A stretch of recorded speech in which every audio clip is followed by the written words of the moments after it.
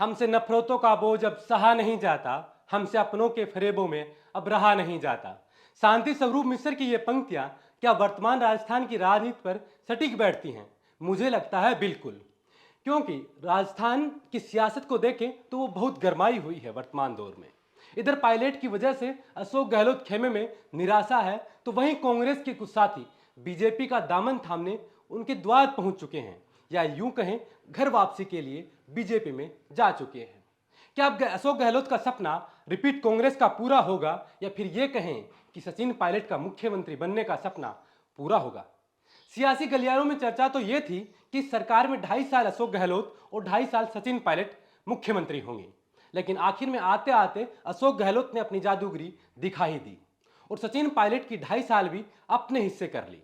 सचिन पायलट और उनके समर्थकों ने आलाकमान को बार बार बताने का प्रयास किया कि अब बारी हमारी है, लेकिन हर बार अशोक गहलोत की पारी उन पर भारी पड़ती नजर आई, जिसका नतीजा यह निकला कि सचिन पायलट अपनी ही सरकार पर भ्रष्टाचार के खिलाफ कार्रवाई नहीं करने का आरोप लगाने लगे।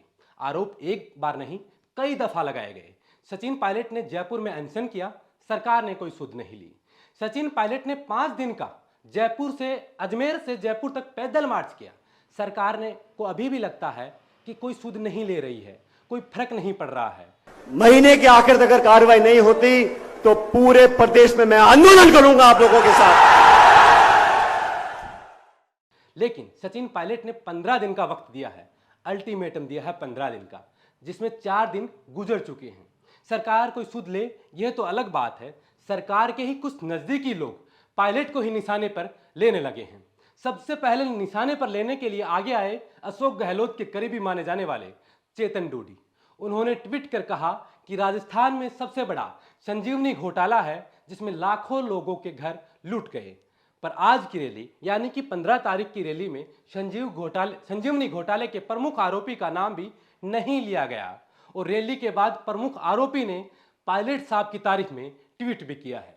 यही उस वक्त की रैली की सच्चाई है, क्योंकि दोस्ती तो मानेसर के समय से ही हो रखी थी। नजदीकी लोग यहीं नहीं रुके, अगला नाम आता है सुभाष गर्ग। उनके अशोक गहलोत के काफी करीबी माने जाते हैं। उन्होंने कहा, क्या यह बात आलाकमान नहीं जानता है कि सरकार रिपीट न हो? इस बात की सुपारी किसने ले रखी है?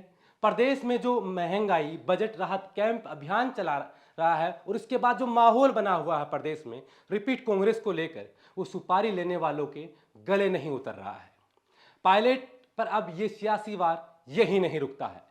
सोशल मीडिया से अब सड़कों पर पोस्टर के जरिए लड़ा जाने लगा है। आप अपनी स्क्रीन पर 2 पोस्टर देख रहे होंगे। एक पोस्टर में पायलट और गजेंद्र सिंह शेखावत हैं, दूसरे पोस्टर में मुख्यमंत्री अशोक गहलोत और पूर्व मुख्यमंत्री वसुंधरा राजे हैं। समझे तो मायने साफ है। चलिए दोनों का जिक्र कर लेते हैं। पहले पायलट और शेखावत के पोस्टर को देखते हैं। उस पर लिखा हुआ है कि संजीवनी घोटाले पर चुप क्यों हो पायलट जी, जनता जवाब मांगती है। इधर दूसरे पोस्टर की बात करें, जिसमें अशोक गहलोत और वसुंधरा राजे दोनों हैं और दोनों का चेहरा है, और नीचे लिखा हुआ है अशोधरा। मतलब पायलट खेमा पहले से इशारों में यह आरोप लगाते हुए आ रहा है कि मुख्यमंत्री अशोक गहलोत और पूर्व मुख्यमंत्री वसुंधरा राजे मिले हुए हैं। तभी तो 2018 के चुनाव से पहले जो आरोप उन्होंने वसुंधरा राजे पर लगाए हैं, भ्रष्टाचार के आरोप उस वक्त की सरकार पर लगाए थे और लगाकर सत्ता में आए हैं, अब उनकी सत्ता है, उनकी सरकार है और वो उन पर जांच नहीं करवा रहे हैं। हालांकि बताया जा रहा है कि पायलट शेखावत के पोस्टर तो हटा लिए गए हैं, सोशल मीडिया पर अशोधरा वाला पोस्टर अभी भी चल रहा है। राजनीति में कुछ कहने से बड़ा होता है कुछ ना कहना, खामोश रहना। इसके जवाब में अभी मुख्यमंत्री खामोश हैं। शायद वक्त आने पर कुछ ऐसा कहेंगे कि उनके विरोधी सह ना सकें। लेकिन अब पायलट ने भी लगभग तय कर लिया है। हमारी बात को आप गौर से ध्यान में रखिएगा। लगभग तय कर लिया है बोला है कि हमने बहुत प्रयास कर लिए, हर इम्तिहान देने की कोशिश की, किसी को हमारी नहीं पड़ी है। सियासत के जानकार कहते हैं कि पायलट अभी आखिरी दांव खेलने जा रहे हैं, क्योंकि इसके बाद पायलट बहुत बड़ा फैसला ले सकते हैं।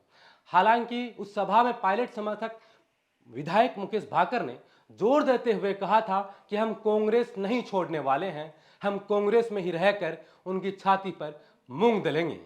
लेकिन सियासत भी इसी का नाम है, कहना कुछ और, समझना कुछ और, करना कुछ और होता है। खैर छोड़िए, हम आपको बताएं कि पायलट क्या कर सकते हैं, क्या फैसला ले सकते हैं और उस फैसले में पायलट कहां तक सफल हो सकते हैं। पायलट के 15 दिन के अल्टीमेटम देने के बाद पायलट हाईकमान से लगातार बातचीत कर रहे हैं। क्या पता कोई जादुई चमत्कार हो जाए। वैसे इन परिस्थितियों में पायलट के पास क्या विकल्प हैं, उन विकल्पों की हम बात करें तो विकल्प नंबर 1, क्या वो बीजेपी का हाथ थाम सकते हैं, दामन थाम सकते हैं। विकल्प नंबर 2, वो आम आदमी पार्टी का एक बड़ा चेहरा बन सकते हैं। और विकल्प नंबर 3, अपने कुछ विधायकों के साथ, अपने कुछ साथियों के साथ राजस्थान में अलग से पार्टी बनाकर मैदान में आ सकते हैं। लेकिन इन तीनों विकल्पों में वो चाहते हैं कि वो कांग्रेस को छोड़े नहीं, बल्कि कांग्रेस ही उन्हें निकाल दे ताकि उनके पास सहानुभूति रहे। उधर कांग्रेस भी यही चाह रही है कि वो पायलट को किसी भी सूरत में निकाले नहीं, क्योंकि इसका फायदा सीधे तौर पर विपक्ष को होगा और पायलट के पास सहानुभूति रहेगी। सियासत को नजदीक से जानने वाले लोग कह रहे हैं कि पायलट ने अब लगभग अपना विकल्प चुन लिया है। वो अपने साथियों के साथ राजस्थान में नई पार्टी बनाने जा रहे हैं। अभी पार्टी कब बनेगी, क्या पार्टी बन चुकी है, औपचारिक घोषणा होना बाकी है या ये फैसला कुछ देर के लिए टल सकता है। इस पर जानकार कहते हैं कि पायलट 15 दिन का अल्टीमेटम देकर हाईकमान पर का रुख किया है और उनका रुख जानना चाहते हैं कि अगर हाईकमान उन्हें कोई अच्छा संकेत देते हैं तो वो रुक सकते हैं, और अच्छा संकेत नहीं मिला तो वो अल्टीमेटम के बाद कभी भी घोषणा कर सकते हैं। लेकिन इन सब में दिलचस्प बात यह है कि राहुल गांधी 31 मई से 10 दिन के लिए अमेरिका दौरे पर जा रहे हैं। इन्हीं दिनों में सचिन पायलट का 15 दिन वाला अल्टीमेटम भी पूरा हो रहा है। इसके बाद राजेश पायलट की पुण्यतिथि भी आ रही है और उसी दिन पायलट बड़ा कदम उठा सकते हैं। मगर इस पूरे एपिसोड के दौरान राहुल गांधी भारत से बाहर ही रहेंगे। अब देखना यह होगा कि पायलट क्या कदम उठाते हैं इन सब पर। आपको क्या लगता है, आप क्या सोचते हैं, पायलट के लिए कौन सा कदम अहम है जो पायलट को वक्त रहते उठा लेना चाहिए? अपनी राय जरूर कमेंट करें। बहरहाल इस वीडियो में इतना ही। इस वीडियो को लेकर आपके क्या सुझाव हैं, आपकी जो भी राय है आप हमें कमेंट कर जरूर बताएं। अगर वीडियो आप फेसबुक पे देख रहे हैं तो हमारे फेसबुक पेज को फॉलो कर लें। अगर वीडियो आप बोल हिंदुस्तान के यूट्यूब चैनल पर देख रहे हैं तो इसे सब्सक्राइब कर लें। अपने दोस्तों, रिश्तेदारों और परिचितों के साथ शेयर जरूर करें। शुक्रिया।